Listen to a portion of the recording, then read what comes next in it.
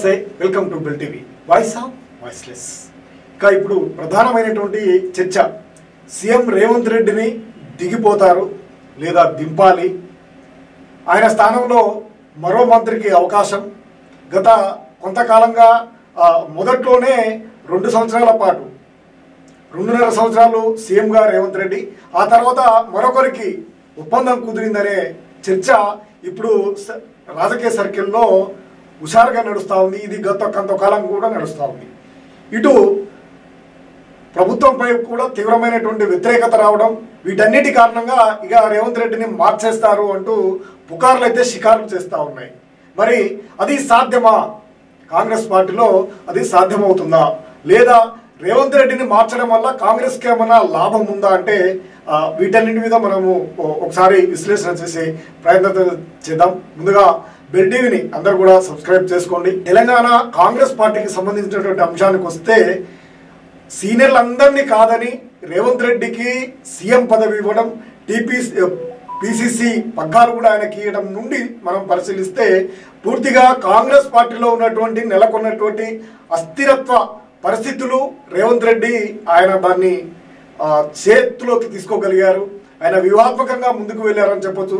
ఆ తర్వాత అధికారంలో రావడానికి ఆయన పాత్ర అందరికంటే ఇండివిజువల్గా ఆయనకే ఎక్కువగా ఉంది అనే భావన అధిష్టానం వద్ద ఉండడం, ఆయన కాంగ్రెస్ పార్టీలో మొదటి నుండి లేకపోయినప్పటికీ ఆయనకి ఇవ్వడం అవకాశం దాదాపు భారతదేశంలోనే ఒక మొదటి లేదా ఎక్కువగా పెద్దగా అవకాశం లేనటువంటి అంశంగా చెప్పుకోవచ్చు. ఎందుకంటే భారతదేశ వ్యాప్తంగా కూడా కొన్ని దశాబ్దాలుగా కాంగ్రెస్ పార్టీ ఉన్నందున, కాంగ్రెస్ పార్టీలో దశాబ్దాల కొద్దీ ఉన్న వాళ్ళకే అవకాశాలు ఇచ్చినటువంటి పరిస్థితులు ఉన్నాయి. తెలంగాణలో మాత్రం ఆ పరిస్థితి లేక రేవంత్ రెడ్డి వచ్చినటువంటి పరిస్థితుల్లో మరి ఆయనని మార్చడం అనేది సాధ్యం. ఒకవేళ మారుస్తే కాంగ్రెస్ పార్టీ మెరుగుపడుతుందా, ప్రభుత్వాన్ని నడపగల సత్తా ఉన్నటువంటి వ్యక్తులు ఎవరైనా ఉన్నారంటే అది కూడా శేష ప్రశ్నగా మారుతుందని చెప్పొచ్చు. అధికారంలోకి రాకముందుకు ప్రతిపక్షంలో కాంగ్రెస్లో ఉన్నప్పుడు రేవంత్ రెడ్డిపై పిసిసి కూడా ఆయనకి ఇవ్వద్దంటూ, మేము ఆయనకు పిసిసి ఇస్తే రాజీనామా చేస్తామంటూ అనేక మంది, కోమటిరెడ్డి వెంకటరెడ్డి, అదేవిధంగా ఉత్తమ్ కుమార్ రెడ్డి సంబంధించినటువంటి వారు, వీళ్ళంతా కూడా రాజీనామాలకు సిద్ధమైతే రాజీనామా చేస్తాము, ఆయనకి ఇవ్వద్దు అంటూ కూడా, ఆయన దిగిపోవాలంటూ కూడా బాగా ప్రెషర్ వచ్చినటువంటి సమయంలో కూడా రేవంత్ రెడ్డి ఛాలెంజ్ చేసినటువంటి పరిస్థితులు కూడా మనం గమనించుకోవాలి. అప్పుడు రేవంత్ రెడ్డి టీం, సీతక్క, అదేవిధంగా ఆయనతో పాటు టీడీపీ నుండి కాంగ్రెస్లోకి వచ్చినటువంటి వారు, కాంగ్రెస్లోనే ఆయనకంటూ ఒక వర్గంగా ఉన్నటువంటి వారంతా కూడా తిరుగుబాటు, ఒక రకంగా కాంగ్రెస్ పై తిరుగుబాటు చేయడానికి కూడా సిద్ధమై మేము కూడా రాజీనామా చేస్తామన్నప్పుడు కాంగ్రెస్ అధిష్టానము, తెలంగాణ కాంగ్రెస్ నోరు వెళ్ళబెట్టినటువంటి పరిస్థితిని మనం చూసినట్లయితే, మరి ఇప్పుడు సీఎంగా ఉన్నటువంటి రేవంత్ రెడ్డిని దించేస్తే మరి అది సాధ్యమవుతుందా? ఒక కాంగ్రెస్ పార్టీలోనే కొత్తగా వచ్చినటువంటి వ్యక్తిని దింపడానికే ఇబ్బంది పడినటువంటి కాంగ్రెస్ పార్టీ మరి ఒక సీఎంగా ఉండి ఇప్పుడు ఆయన ఒక నిర్మాణంగా దాదాపు అన్ని జిల్లాల్లో పట్టును సంపాదిస్తూ ఉన్నారు. ఇప్పుడున్నటువంటి కాంగ్రెస్ లీడర్లు పాత కాంగ్రెస్ లీడర్లను కాదని ప్రత్యామ్నాయంగా తన లీడర్షిప్ను పటిష్టం చేసుకుంటున్నటువంటి పరిస్థితుల్లో మరి అది సాధ్యమవుతుందా అంటే అది సాధ్యం కాదనే అంశము ప్రధానంగా కనిపిస్తూ ఉంది. రాజకీయ పరిస్థితులు, సామాజిక పరిస్థితులు కూడా. ఇక కాంగ్రెస్ పార్టీ నాయకుల్ని మనం పరిశీలించినట్లయితే, దాదాపు ఖమ్మం జిల్లాకు చూసినట్లయితే ఆయన బట్టి విక్రమార్క డిప్యూటీ సీఎంగా ఉన్నారు. మెరుగైనటువంటి అవకాశం ఆయనకే ఉంటుంది వాస్తవంగా చెప్తే, ఎందుకంటే డిప్యూటీ సీఎం ఒక దళిత మంత్రిగా ఉండడం ఆయనకు కలిసి వచ్చే అంశం. గతంలో ప్రతిపక్ష నేతగా ఉన్నటువంటి ఆయనకు, కానీ ఆయనకు మిగతా వారు సపోర్ట్ చేసే అవకాశాలు ఉన్నాయి. ఆయనకు ఎవరైనా సపోర్ట్ చేస్తారంటే అది కూడా కాంగ్రెస్ పార్టీలో అంత ఈజీగా కాదనే చర్చ కూడా జరుగుతూ ఉంది. ఇక కోమటిరెడ్డి వెంకటరెడ్డి ఇక మంత్రి పదవి ఉంటుందో ఉండదు అనే చర్చను ఇప్పటికే రేవంత్ అండ్ కో టీం తీసుకొచ్చినటువంటి పరిస్థితులు. వాళ్ళ తమ్మునికి టికెట్ ఇస్తే అన్నకు కట్ చేయాలనే అంశం కూడా ఇప్పుడు తెర మీదకి వస్తూ ఉంది.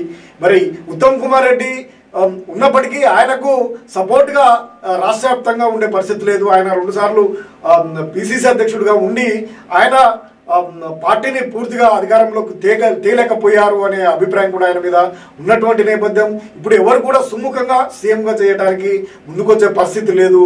వారు నిలబడే స్థితి కూడా కనిపించడం లేదు అనే అభిప్రాయం కూడా వ్యక్తమవుతుంది.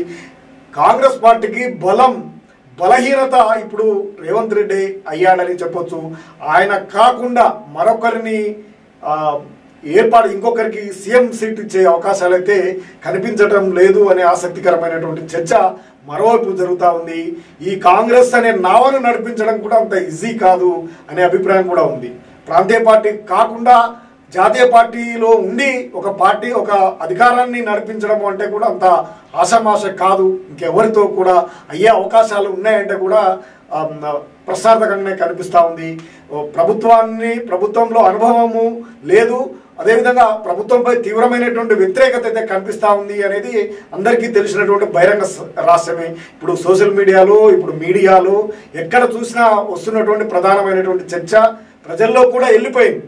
దాదాపు ప్రభుత్వము అంతగా రాణించడం లేదు అంటూ వ్యతిరేకత అయితే అన్ని వర్గాల నుంచి వ్యతిరేకత కనిపిస్తున్నటువంటి నేపథ్యంలో మరి సీఎం రేవంత్ రెడ్డిని కూడా మారుస్తారు అనే చర్చ కూడా ఇప్పుడు అంతే జోరుగా సాగుతూ ఉంది.